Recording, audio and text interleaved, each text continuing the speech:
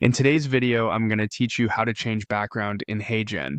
By the end, you'll know exactly where to click and how to confidently swap the scene behind your avatar so your video feels polished and on brand. Start on the HeyGen homepage and sign in so you're looking at your main workspace. From here, head to the avatar area. This is where all your presenter avatars live, including the ones you've recently used in projects.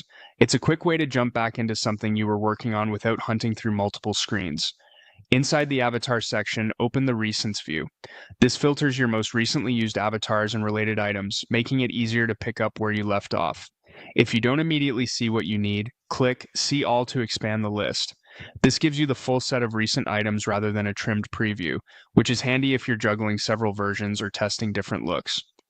Now choose the avatar you want to update. Selecting it will take you to the associated video or project context. Once that loads, look for New Revision in AI Studio and select it.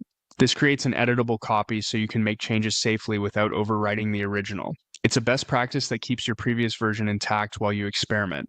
Inside AI Studio, click on the avatar element on the canvas or in the Layers panel. This tells HeyGen you're working with the presenter, not other parts of the scene. With the avatar selected, open the avatar background controls. This is the dedicated area for swapping the backdrop, so you're not changing layouts, text, or audio by mistake. Now choose your background. You can pick from available presets or solid colors, or select a background from your library if it's already in your assets. Aim for a look that complements your message rather than competing with it.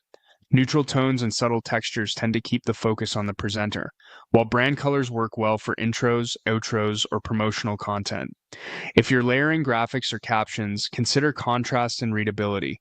Light text needs a darker area behind it, and the reverse is true for dark text. Before you move on, play a short preview to confirm the edges around the avatar look clean and the lighting feels natural against the new scene.